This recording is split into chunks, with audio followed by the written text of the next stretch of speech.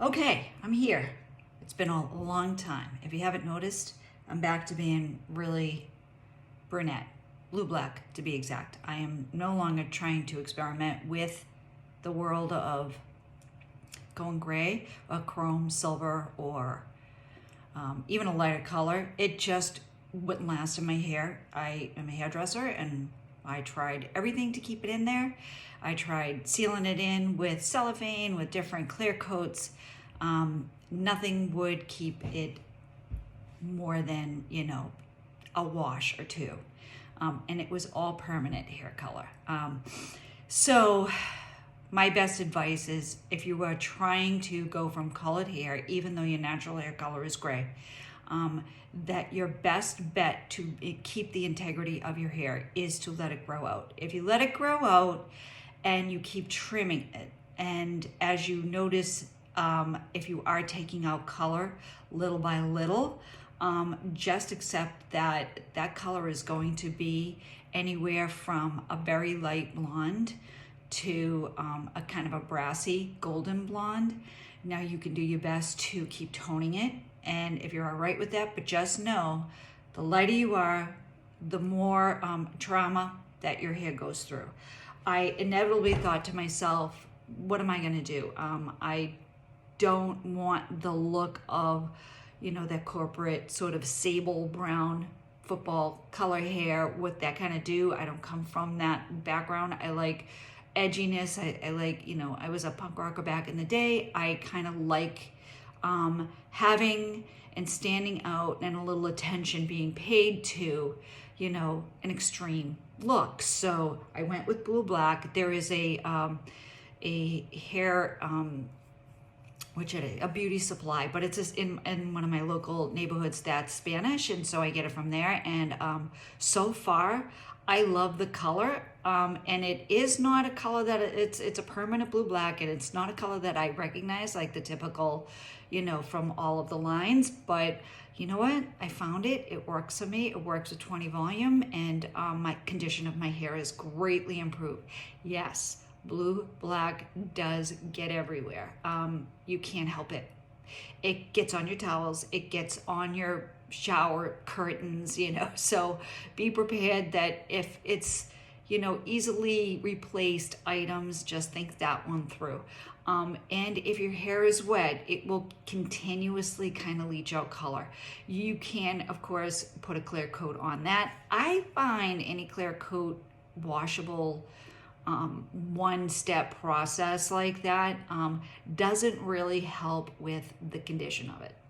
I think it makes it a little crunchy, and so I find that deconditioners, the conditioners that you leave on, a quality product. Somebody turned me on to Lanza. I remember Lanza back in the day when I was still working in salons. And they have quality products. You can use anything as long as it's a quality conditioner that's leave on, that if you're happy with it and you like the feeling of it, I say go for it. It's really important to do change up your products. You end up with a lot of products in your cabinet or on your bathroom, shelf. But I will say, use a product for a couple of months and then sunset that, put it in the bottom drawer and then come back to it and switch it up, and switch out. Forgive me, I have not drunk enough water today.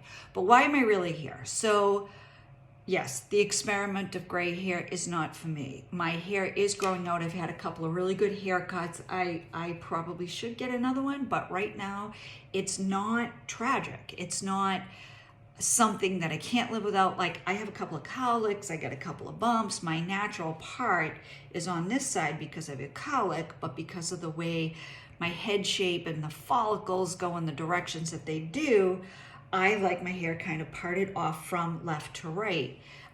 It does look better on me. I think, we all have a good side or whatnot, but I am also going to start going back to using my aligners again, and I used what's it called, the one in the purple box. Anyway, I had them for 18 months. They were very good customer service. when I didn't see the results, they were really, really good about replacing or adding in additional sets of aligners.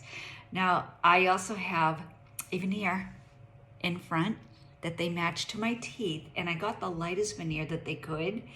And I find that the veneer is actually a little darker than my regular teeth. I need to do a whitening, so I like to whiten my teeth with a tray and with the light, you know, so you put in your trays, and then you can probably fit your light in over that. But Smile Direct, right? So yeah, so I'm gonna go back to doing that. I'm noticing a little bit of movement. I had an overbite, and then the bottom teeth, as I got older, started to slide into each other and cause them to twist. I got a lot out of that. I'm not gonna look too close because I could probably use a good floss right now. I just got out of getting out of washed up and everything like that, and washing my hair, so shaving. But what I am here to talk about is I have been I've been on a journey to do a number of things. One, I have lost the fat pad due to aging and gravity, right? I take really good care of my skin. Yeah, do I leave my makeup on sometimes? You know, I go out, I hang out, and I'm not in a very convenient place. I try to get my makeup off, or sometimes I take a nap, I conk out now, and then I'm out. I'm down for hours. But you can see if I smile, that's where the natural fat pad would be. What happens is as you get aging, you know, maturing skin without the use of surgery, is gravity does play an effect. You do lose collagen structure and the nice support structure below the tissue that the skin can sit on, and your fat will hold the fat in place. There are a number of things that you can do to assist that. Gua sha massage, you can do lymphatic drainage massage. I do my own on my own when I feel like it, when I remember. Is it something that systematically I keep a calendar, all right, every third Sunday of the month I am going to do this? No. One of the things that I do is at least every Sunday, today is Monday, I was busy yesterday, is I will do a round of fat dissolver, but it is a gentler fat dissolver that's mixed with glutathione, B12, and it's the DCP, I know I'm going to say it, I can never pronounce it correctly, deoxycholine phosphate, I think it's called. I've been using it, and I've gotten it from one of the Korean vendors through one of the people that I follow on YouTube, and so I use their discount code. But it's called V-Line, and it's one of the more gentler approaches, and I find that it's really subtle.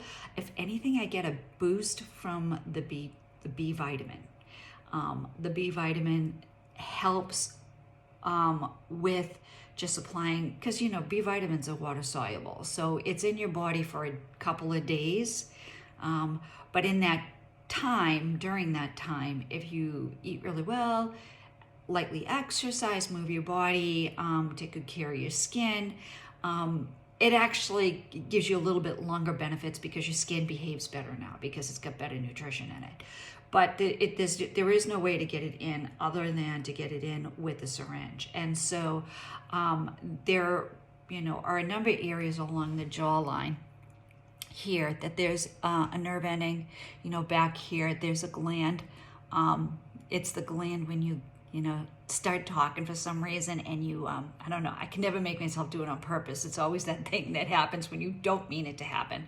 But like you start to smile or laugh and then you gleek, right? It shoots out. So that gland back there gets compressed and it'll actually inject like spit, But kind of embarrassing. But who hasn't done it, right? Who hasn't walked out of a bathroom with toilet paper stuck to their shoe?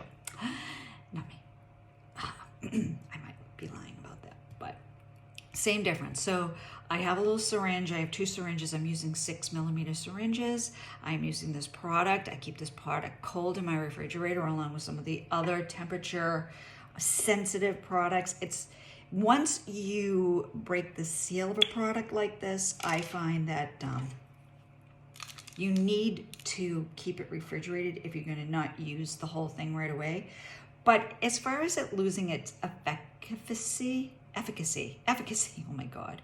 I'm all right with the fact that it slowly diminishes over time, but it's not that it's overpowering. So I'd rather have it weaker than more intense.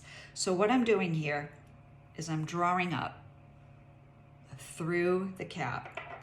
I'm making sure I'm flipping it over. I'm double checking for any air bubbles. I give it a couple of flicks. There are air bubbles at the top.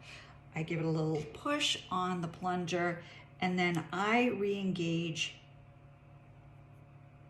the protective cap and put it down. I do, as you can see here, this is up to 30. It's 30 units, but it's not necessarily the units when you think of how many are you going to eject. So you can do the math, and there's plenty of ways to look it up online. But what I do is I know that this has 5, 10, 15, 20, 25, 30, and a little extra here. And that is just in case I want to do something below my jaw. I have thyroid disease, so I have to be very careful of this area. And one of the things that I have is I have some melasma, and I get redness and some discoloration in this area from here to here. So that is an area that I really don't touch anyway, but you can see right above that it's white. That area I do not inject.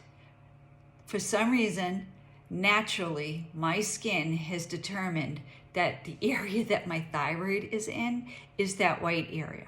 So if I'm going to inject this fluid into anywhere, it's above there, and of course in my face. And I try to avoid, a nerve ending. You can feel them when you hit them. They're tough, and they immediately send you like a little ping. But I am going to do, once again, one more. I prime. Priming is, you have a virgin needle, never been used, right? You have to prime it. You pull the plunger back and forth, back and forth. It's not that it greases us up because it has no product in it, but because they sit and are affected by heat and cold in somebody's home or in an office, things can stick to each other. So it can condense, the clear plastic tube can condense around the rubber stop, it can swell.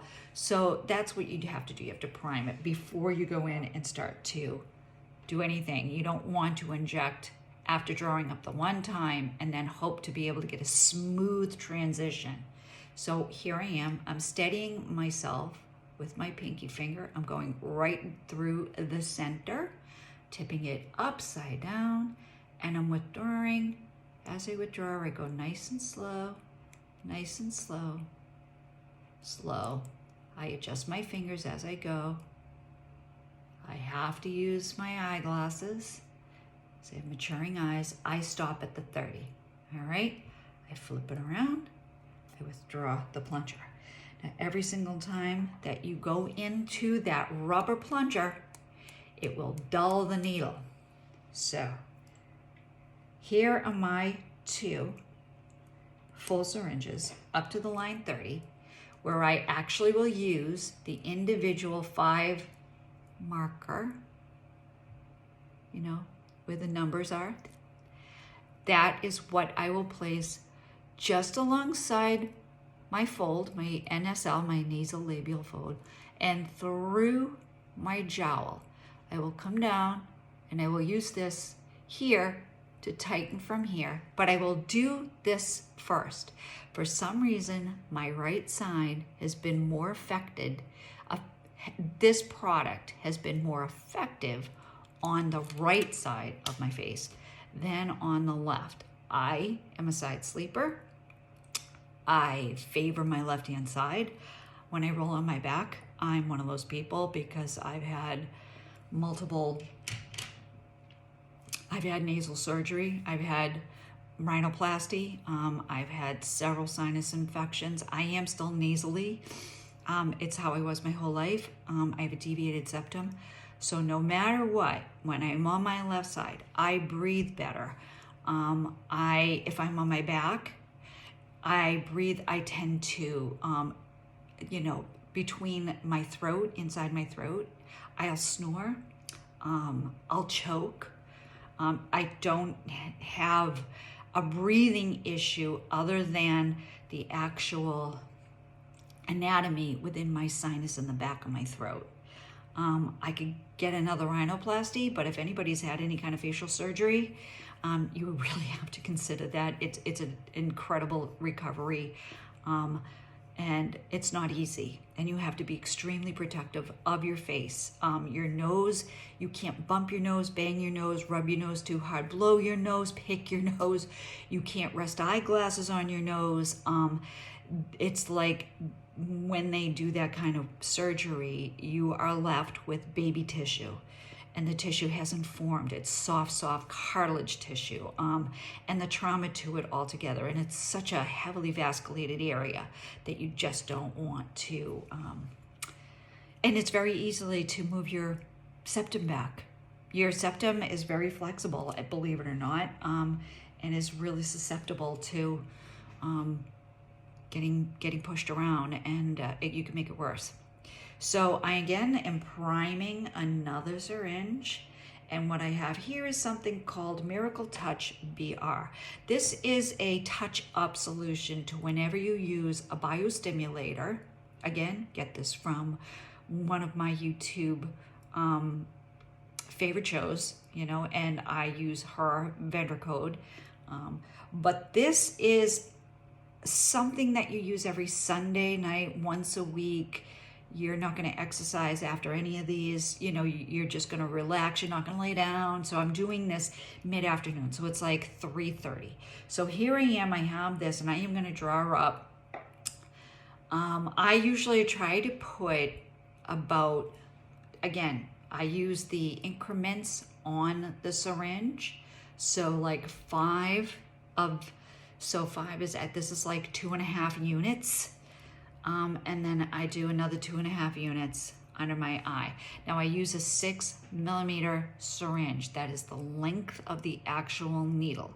The gauge, when you hear 29, 31, this is a 31 needle. The higher up you go, the smaller the needle. So it'll fit in.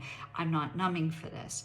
So one of the things that you have to realize is there are certain areas that you think are going to be painful, or if you are susceptible to pain and you feel pain easily, or you don't have a high tolerance, you can numb. If I don't have to use numbing cream, I won't. I'm not one of those people that get sick from numbing cream. It's just the numbing cream lasts for hours after the treatment. So you're numb, if you're gonna do fillers and you're gonna do a Russian lip flip and you're gonna do some threads, then I suggest doing it, because by the time you get done with that, then your process of, I'm shaking my camera a little bit, you will start to wear off, like that numbness will start to wear off. So what I'm gonna do here is I'm gonna draw her up again, because this little syringe, and you can't really see them because it is small, but 6mm in length, between 4 and 8 is about 1/4 inch. When you deal with supplies like this, medical supplies, that wouldn't have been good.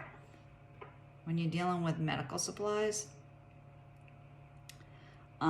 one of the things that can be an issue is not being able to convert from the metric system. So obviously everybody has Google. Google will take you to some great platforms on YouTube for conversions. I highly recommend that. After a while, you start to become familiar with them, and you can figure it out for yourself. So as you see here, I am only withdrawing this fluid, and it has a nice little bit of a yellow tint, and I'm just kind of leaving it like that because I see an air bubble. Now, if you let go of the plunger, it will move because of the vacuum within the bottle and the vacuum within the syringe. So now I'm going to flip it upside down, and I am going to remove it. And again, going to give it a good couple of flicks. So I see that bubble is actually at the bottom at the plunger level. So it's an air bubble in the vein will cause you, or an artery will cause you an issue. We are not going into an area where we're going to puncture a vein. This is thin enough that you don't have to pull back on the syringe to see if you get any blood flash, to see if, for instance, a vascular occlusion. So we don't have to do that here because this is thin enough. But what I do, like I said, is I overdraw and I do work it out to where there is fluid there. Now I am going to put this first, and you'll have to forgive me because I do not have my camera on the front camera. I have a face in me because I just don't have an adequate array. So if I do turn my head, the camera should still pick it up, but I do have another lighted mirror underneath here. So I am shooting. So, they say about a centimeter and a half below the center of your iris. So I know that I have a depression. It's right there. And what is that? That literally is the bone of my facial skeleton, of my skull. Now, if I creep up a little bit, I can feel the round eye socket, right? So because there's no fat there, this is one of the reasons, my fat is now coming down here. It's making my nasolabial fold more puffy. Again, that's because of just age and maturation. That's just the natural way your facial tissues grow, die, regenerate. They regenerate slower. So it is missing that nice, plumpy, fat kind of appley cheek. People, squirrel, chipmunk cheeks, and it's like, yeah, you complain about it when you're younger, but when you're older, you're like, yeah, I wish I had like a tenth of that. So I am lining up and I am looking at, now usually what happens is, and this is a little trick somebody else told me, that when you have the dot of fluid there on the tip, it helps you to see the beveled edge better. And I can see the beveled edge without my glasses because I left it. It sort of helps reflect it, almost like when you look at something under a droplet of water, the water becomes a magnifier. So I'm looking right at my iris.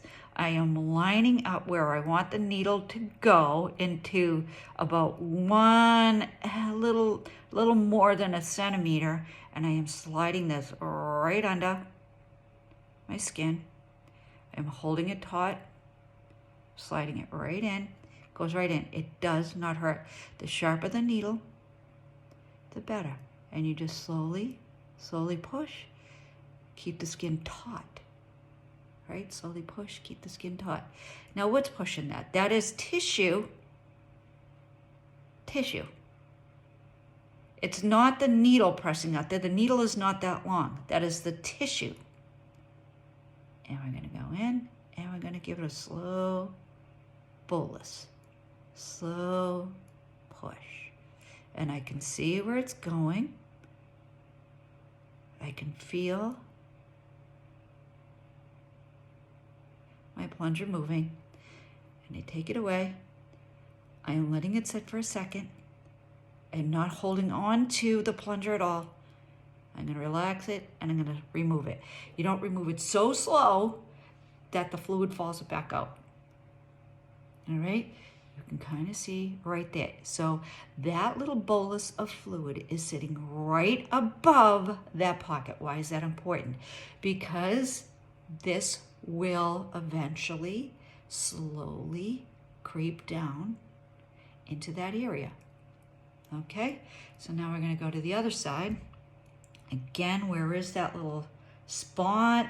Yep, there's the bone. There's that little loss of fat tissue there. I am right under my iris. I'm coming down. I see where I want the needle to go. So I'm going below that. There is my beveled edge because I have a little bit of the fluid there. And I'm sliding. I'm pushing. My finger is not on the plunger. I am under the skin. Under the skin. I've had no resistance. I've hit no vessels, no nerves. Slowly, slowly, slowly, slowly, slowly up to that. Let it sit. And out you go. I have a sharps container in my bathroom. I set this aside. Anyway, so I had been making sure that everything had been, I use, I keep this container here. It's got a nice little plunger top, so that as you press down, it squirts up. This is isopropyl alcohol, it's 70%. I had thoroughly made sure that I had disinfected my face. I disinfected my mirror, my camera, my glasses, the tops of everything. All I'm gonna do is give it a little wipe. You're not wiping, no wipies.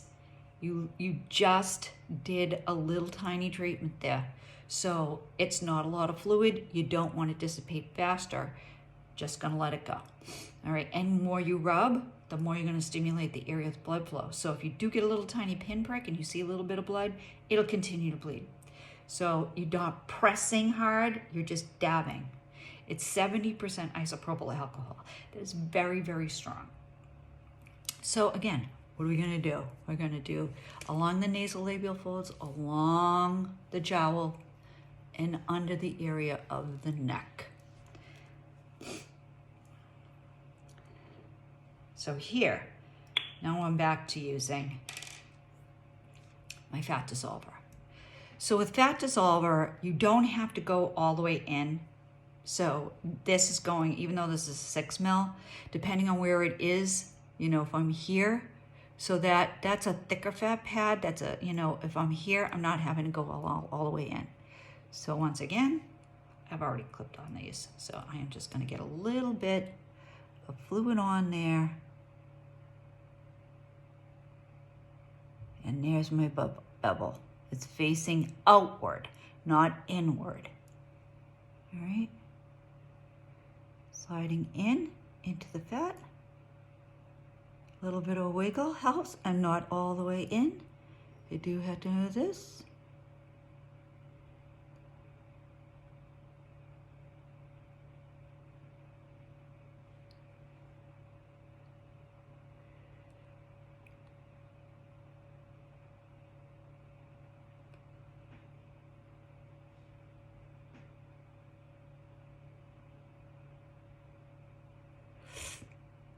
I am about every 1/4 inch.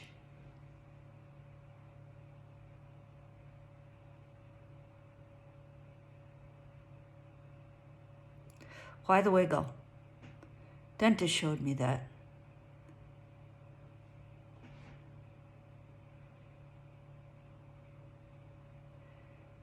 Dentist showed me how to make a needle or Novocaine slide in the mouth easier. And they take that, they get a good firm hold of it, and they wiggle, wiggle, wiggle. But what's not wiggling is the actual flesh. But it's enough of a distraction, but also you allow, as you press, the needle to work its way. It doesn't drag on the skin or anything like that.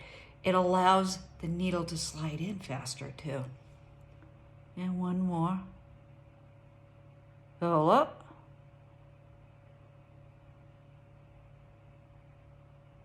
A little bit more of engagement with the needle. And out quickly. All right, so that is one side. I am gonna go and use the other side now. Bevel up.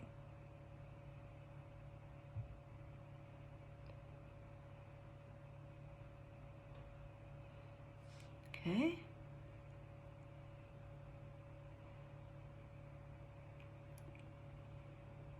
out.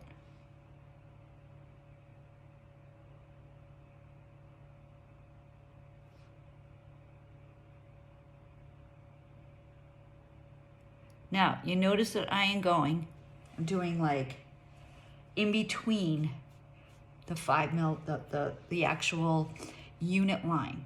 Why am I doing that? Because I started a little further back because I had a little extra in the needle. So I'm a little behind the actual mark, the little dark black marks. I forget the name. Come to me after I finish up here. And I'm gonna do one more bevel out. You can see that. And here. Oh, that one made me jump a little bit. Okay.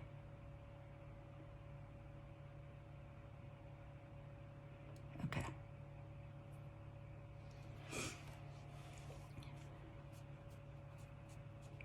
Again, not really trying to rub or anything like that. So now I have like 5 in here, up to the 5 unit mark, which again is 2.5 units. And I've done several along here and 4 along here. So I've got 1, 2, 3, 4. 4. 1, 2, 3. Right? And now I'm going to come down to the jowl. What's up with the jowl? Again, the jawline has that nerve. So now we're going to go along the jowl. We're going to use this one up. Go right in. It's a much thicker fat pad there, right? So I'm all the way in. And stopping at the last black line. I'm now pushing it to the end because there might be air in there, and the air can cause a bruise. Putting that needle off to the side, and now I have my last one.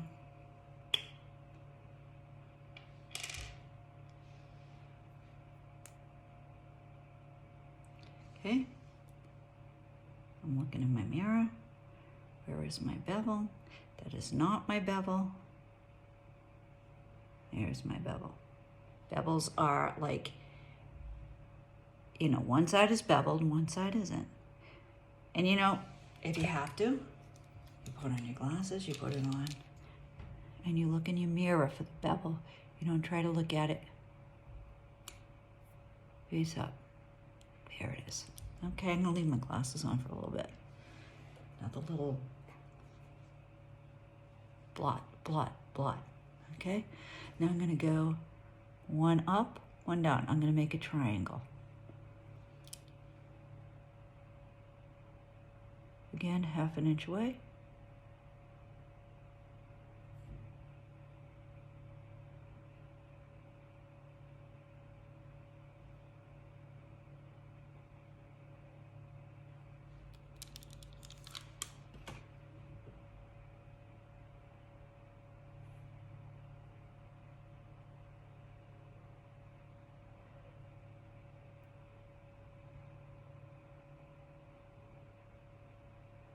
There we go.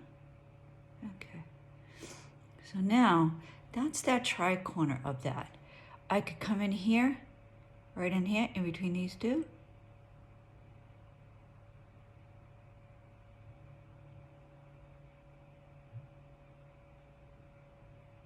Okay.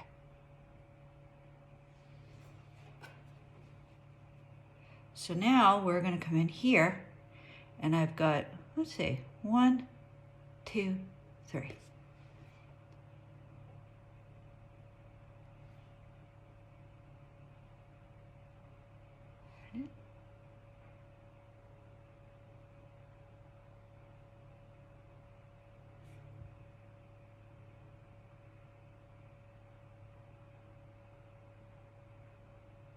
You'll find the reason why it'll pinch is because your bevel is not facing outward.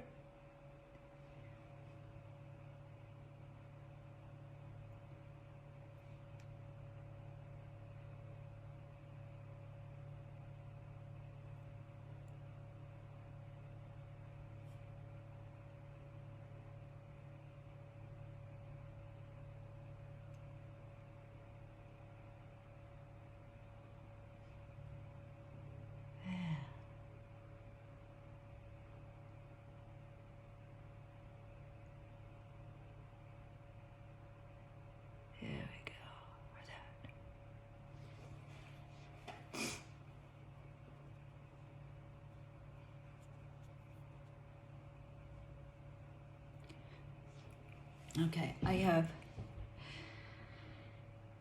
5 units, even though it's up to the 10 mark. I have 5 units, right? So that's 2 4s, give or take, right? So I'm gonna come into here.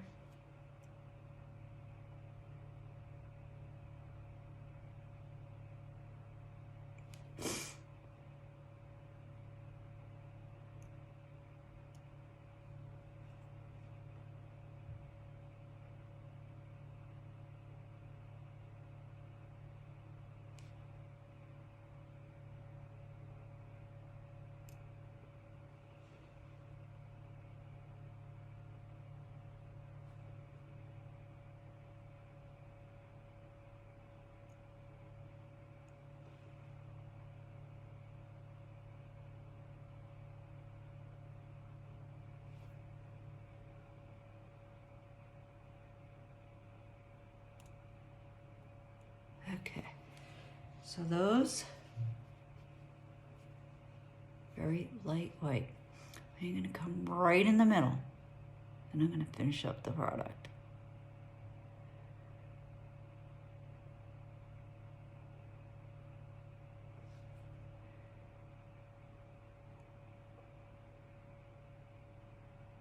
I stop at the black line. Funny, you know, you can hear something that's inside your body, you know, when they do work.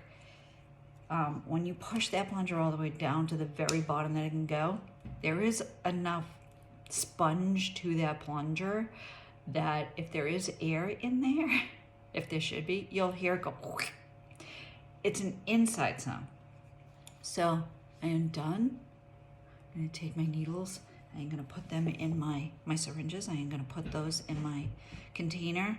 I bring that to my local pharmacy and they have a container receptacle, and you can put them in plastic bags, and that way you can always keep your container under your kitchen sink or something like that, and just take your syringes out, like I do it with my microneedling needles as well, and I put them in the plastic bag. I seal the plastic up and I bring that to the pharmacy. I open up the drawer, I put that in, because otherwise you're buying, it's, I know it's $7, but I go through a lot, and it would be $7 like every month.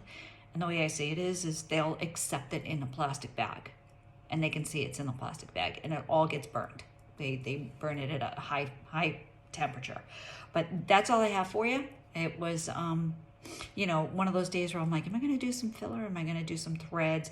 I was actually thinking about using my my TCA peel and my pen, and I was going to use my mole pen because I have microbladed brows, and over the years what happens, even though I wear sunscreen, no matter what, your microbladed brows, the color, the tattoo disperses. It doesn't stay crystal sharp.